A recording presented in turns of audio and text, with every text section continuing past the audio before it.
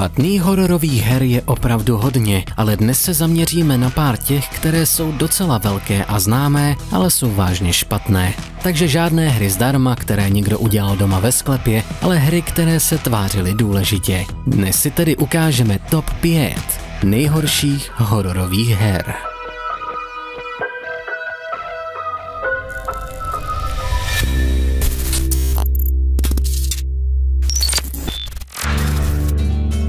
Páté místo, The Walking Dead Survival Instinct. Moment, Walking Dead? Ale to byly skvělé hry. Jo, moment, zapomněli jste už na Survival Instinct?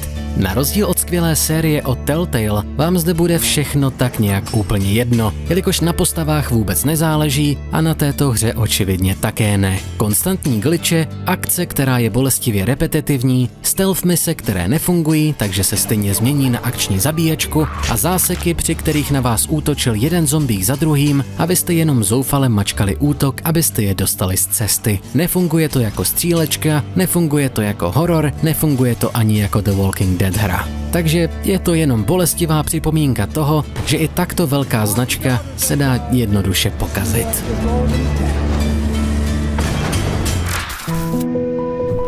Čtvrté místo, Black Soul. Pamatujete si hru Black Soul? Já bohužel ano, jelikož se vývojáři snažili napodobit jedny z mých nejoblíbenějších hororových her, přesněji řečeno Resident Evil a Silent Hill na PlayStation 1. S tím ale přichází jisté problémy. Grafika vypadala dost zastarale na to, že tato hra vyšla ke konci roku 2013, ale hádám, že to byla ta retro pointa. A nezapomeňme na jednu důležitou věc. Přiznejme si to, staré hry, přesně již zmiňované Silent Hill a Resident Evil, neměly zrovna nejlepší ovládání, což bylo především způsobeno tím, že ještě nebylo jasné, jak se hry tohoto typu mají hrát, a taktéž kvůli limitacím ovladačů. To už dnes nemáme a nemyslím si, že by staré hry byly populární kvůli tomu, jak špatně se ovládaly, ale kvůli dobrému příběhu a originalitě. A ani jedno z toho Black Soul nemá. Tisícovky chyb, náhodné smrti, proti kterým jste se nemohli bránit, nedomyšlené hádanky a především vývojáři,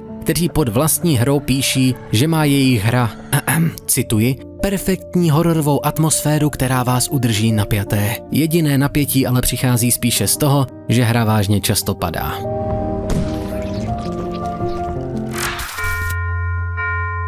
Třetí místo, Alone in the Dark Illumination. Původní Alone in the Dark bylo revoluční a je považováno za předchůdce her, jako jsou již zmíněný Resident Evil a Silent Hill. Jelikož poprvé jste měli možnost hrát 3D hororovou hru z pohledu třetí osoby, kde jste dávali spíše pozor na svůj život, než jenom abyste stříleli na náhodná monstra. Celá hra byla laděná do Lovecraftovského stylu a to o sobě tvrdili s radostí i další díly. Roku 2008 jsme dostali hru jednoduše nazvanou Alone in the Dark a většina lidí řekla, no to, že to byl bolestivý průměr a fanoušci původních dílů řekli, že to nemělo s původní hrou vůbec nic společného. Rozhodně to byl nejhorší díl. A pak roku 2014 se objevila další hra Alone in the Dark Illumination. Survival horror byl změněn na obyčejnou střílečku s nápadem, který by mohl fungovat, ale nefungoval. Když jsou nepřátelé ve světle, jsou zranitelní. To většinou ale znamenalo tahání nepřátel do kolečka světla, jen abyste je mohli pořádně zabít. A to ani nezmiňujeme stovky bugů a to, že hra několikrát zase spadla. A překvapivě na mém počítači jela docela plynule. Možná protože grafika vypadá mnohem hůře než v díle z roku 2008. Bože. A možná je dobré zmínit, že přidali co-op, ironicky do hry, která se jmenuje Sám v temnotě.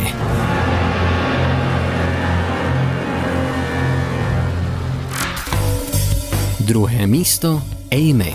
Amy byla děsivá hra, ale ne v tom smyslu, který by většina z nás chtěla. Pokud jste ji hráli na PlayStation 3, tak se to sekalo hodně. A pokud jste ji hráli na Xboxu 360, nebylo to o moc lepší. Roku 2012 jsme již měli dost dobrých hororových her a měla se k ním přidat další. Jenomže to se nestalo a místo toho vznikla jedna z nejhorších hororových her, která byla navíc neskutečně vyzdvihována před jejím vydáním. Jak originální nápad mají a jak skvělé to vlastně celé bude, a tak se hodně lidí vážně těšilo. bavilo. Pak se ukázal první trailer a vypadalo to zajímavě. Tohle není sarkazmus, lidé se těšili možná ještě více. A hlavní myšlenka zněla dobře. Na starost máte dvě postavy, Lanu a Amy, podle které je hra očividně pojmenována. Lana se pomalu mění v zombie a jenom díky schopnostem Amy se drží ve své normální formě. Pak tedy ještě díky injekcím a maskám, které jsou ale vzácné, a tak budete muset dávat pozor na svůj stav.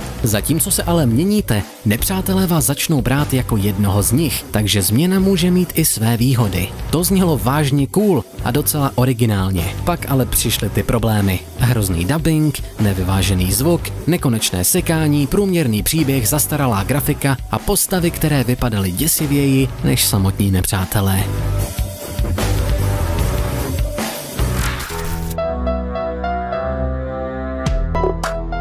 První místo, The Letter. Jak? Ne, vážně. Nintendo jakýmsi způsobem řeklo, jo, tohle může jít na Wii U Store. OK, a vezmeme to vážně. V této hororové hře z pohledu první osoby se ujmete Michaela Kennedyho. Jehož otec mu napíše dopis. Michael se rozhodne najít ty velmi milovat otce. Moment, to není moje chyba. To je překlep na oficiálním popisku hry. No, na tom nezáleží, stálo to jenom $2, ačkoliv máme pocit, že ani zadarmo by se to zrovna nevyplatilo, protože za ty samé $2 jste mohli dostat mnoho úžasných her, jako třeba Rush, Edge, Tokitori nebo Solitaire, cokoliv. Pokud nevíte, jak tato hra funguje, je to, jako byste vzali hru Slender a oddělali jste Slendermana, takže jenom chodíte kolem v temnotě a hledáte věci. Kvalitní horor na Wii U, jeden z mála. Kdyby byla tato hra kdekoliv na internetu zadarmo jako základní indie projekt, možná, ale na Wii U ne.